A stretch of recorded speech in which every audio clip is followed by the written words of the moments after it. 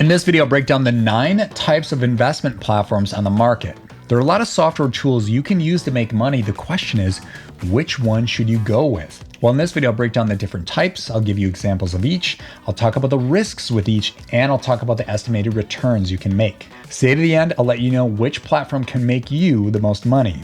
If you don't know who I am, my name is Tepper, and I'm the founder and CEO of Tykr. If you're new to investing or want to get better at investing, rest assured you're in the right place. Here at Tykr, we help investors buy and sell stocks with confidence. First on the list would be a broker. Broker is really derived from the phrase stockbroker, which was popular in the 90s, 80s, and prior. If you've ever seen the movie Wall Street, Michael Douglas' character was a stockbroker. It's really not a phrase that people use anymore. Thanks to the internet in the 1990s, different brokers started coming out that allow you to buy and sell stocks on your own. So you don't have to call your stockbroker and say, hey, buy 10 shares of whatever stock was popular in the 1990s.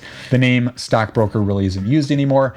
Today, a lot of these professionals call themselves wealth advisors, wealth managers, financial planners, and the list goes on. All right, let's get to it. Here are examples of brokers.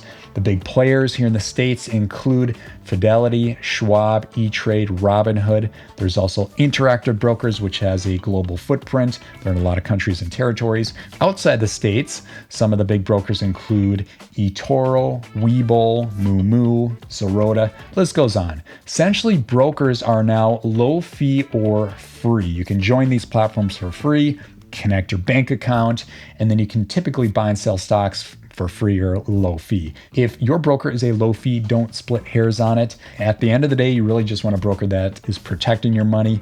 And as investors, we're not going to make 100 trades per day or week. So adding up fees really is a moot point. But their job is really to protect your money as you're deploying capital into different stocks. All right, the question is, what is the risk level of a broker? Well, if you're investing blind without point two, we'll get to that in a second. But if you're investing blind, then they can be high risk. You could end up buying some penny stocks that could lose a lot of money. However, you could find some good stocks by chance and make some decent returns. But never just use a broker on its own. You want to also use, again, we'll get to point two here.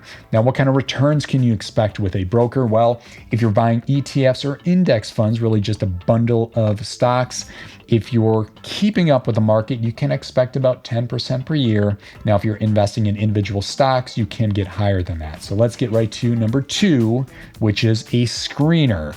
A screener is a platform that analyzes stocks so you know what's good and what's bad. Some of the top platforms out there include Seeking Alpha, Simply Wall Street, and The Motley Fool. Another one would be my platform, which is Tykr. Essentially, you want to be able to log in, and within seconds, you should know, is XYZ stock a good stock to invest in or one to avoid? Now, what is the risk level of using a screener? Well, if it's a well put together screener, it should reduce your risk by quite a bit. That way you don't invest in the wrong stock and lose a bunch of money. Now, what kind of returns can you expect? Well, if you're investing in ETFs and index funds, again, you could use that screener to analyze those funds, then go to your broker and buy them. Again, if you're doing well and keeping up with S&P 500, you can expect about 10%. If your screener is well put together, it's very rigorous. I'm biased here. So at Tykr, we do set expectations with investors. No guarantees here, but we do tell people you should be aiming for not 10%, but investing in individual stocks and getting between 15 and 50%. Again, no guarantees, but we do have the data to back it up. Our investors actually do perform pretty well. As for our competitors, we will always say good things about them. They do have some things that we don't do at Tykr. Seeking Alpha has a lot of analyst reviews, so if that's your thing, you can log into that. I don't have any expected or estimated returns there. I really like the guys at Motley Fool Money. They have a great podcast. They're very focused on value investing as well. And then Simply Wall Street, I would say they probably have the best looking charts on the market. They really have a nice UI, UX. Still biased, Tykr is pretty good, but hats off to you, Simply Wall Street. You have a really nice UI, UX. All right, moving on to number 3, that would be robo traders or robo advisors. Some of the examples of businesses you may recognize include Acorns, Betterment, Wealthfront, and SoFi. Essentially what this business is, allows you to log in, connect your bank account like a broker, but what they do is they automatically invest in typically just a few ETFs or index funds. As I mentioned earlier, the S&P 500 is getting you about 10% per year.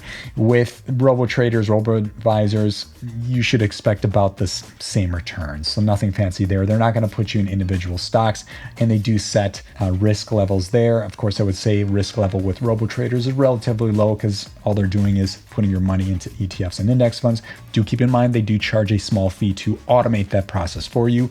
You can save money in the fees. You can simply log into your broker and you can buy and sell those same ETFs on your own.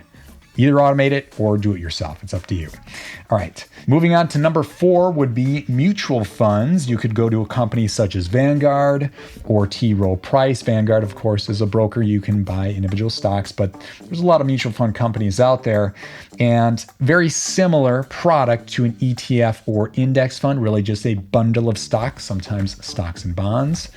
And again, low risk. And as far as returns, like I said earlier, you can expect about 10% if you're keeping up with the S&P 500. All right, moving on to number 5 would be real estate investing platforms where you don't have to become a real estate investor like buying property or doing fix and flips or investing in syndicates. A syndicate is, think of like a large conglomerate where you're investing in like 500 units, 1,000 units, 5,000 units. It's pretty big, not too many get there. But anyway, with this, you can simply join a platform like Fundrise, Realty Mogul, Roofstack, and you're going to be buying real estate really online. It's pretty low risk, low barrier to entry. In the returns, I've talked to real estate investors all over the world that are kind of using these platforms similar to the ETFs and index funds and mutual funds. Expected returns, maybe 10% per year. So just if you want to invest in those types of products,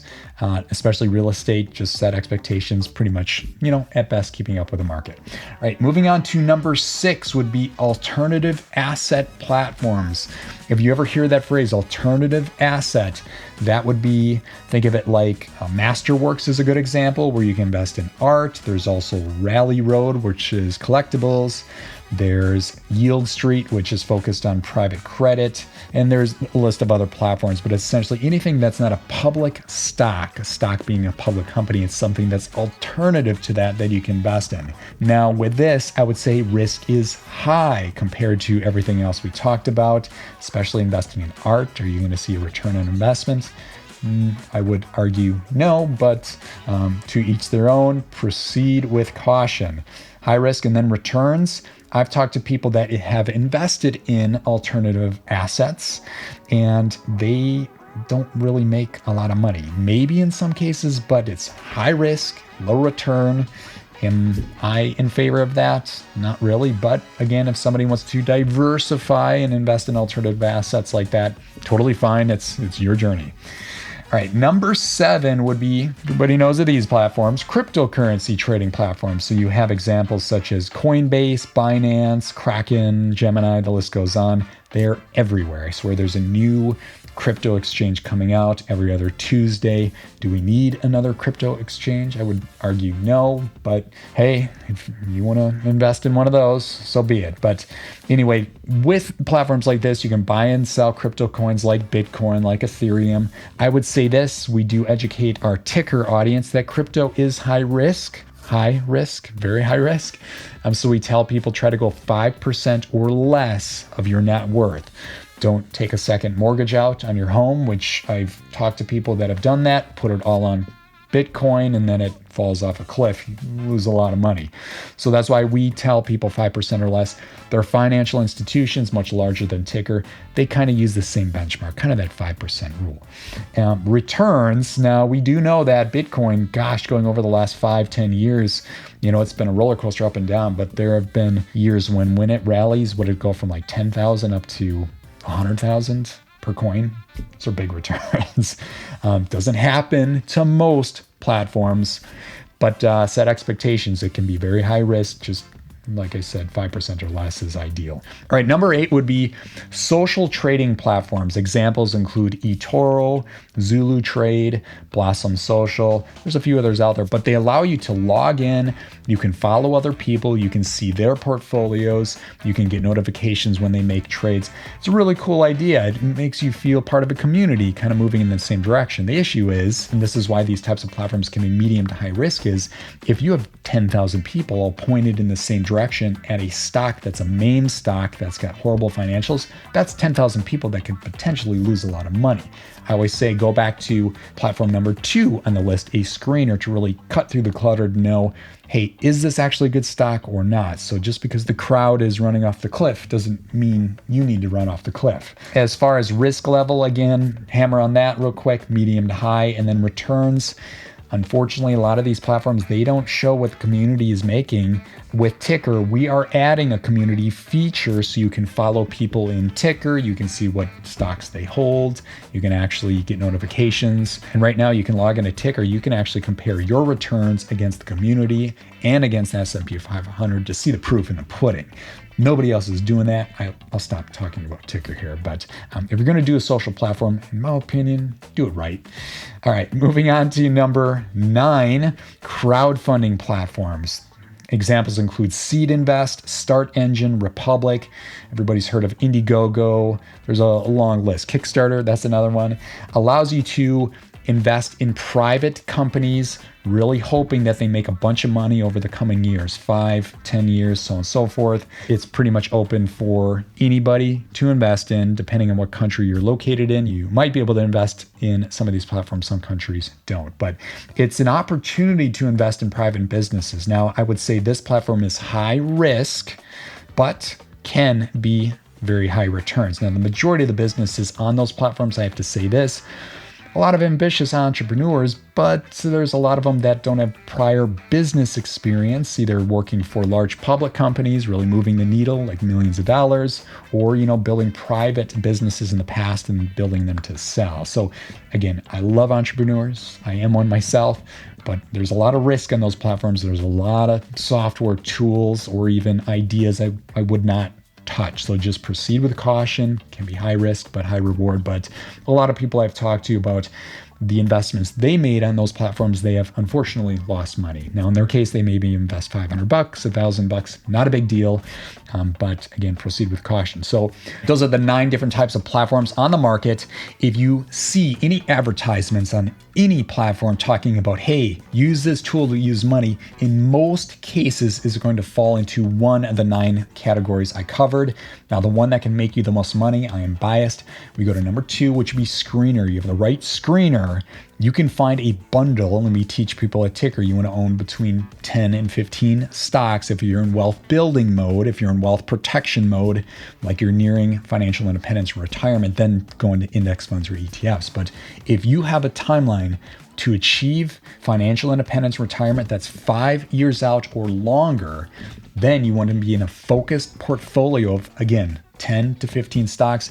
You need to find the right screener and then invest in those stocks using a broker. So really using 1 and 2 together, you can make a lot of money, a lot more money than any of the other platforms on this list by a long shot. Nothing else can really compare, and you can do it consistently. That's the beautiful thing. You think about, how did Warren Buffett make his first million? There's an article on Tykr I talk about this. He really invested in about 10 businesses. Of course, over time, he diversified. Berkshire Hathaway now has about 40 businesses.